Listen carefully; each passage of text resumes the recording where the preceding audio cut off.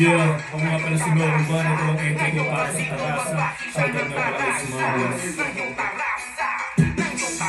Kailan mo sagada ang hagdanan, para bang Red Doors ang suntukan. Kahit uminom ka ng extra juice, pangbakba ka na to. Sakbulang parang kroko na to sa drill beats o boom bap, di ka na replika. Kahit ako mobya, pa na kamukha mo matik, madudulit ka sa mga pansay bokya. Tonheling nagising sa sahig, wala islik na to screenshot.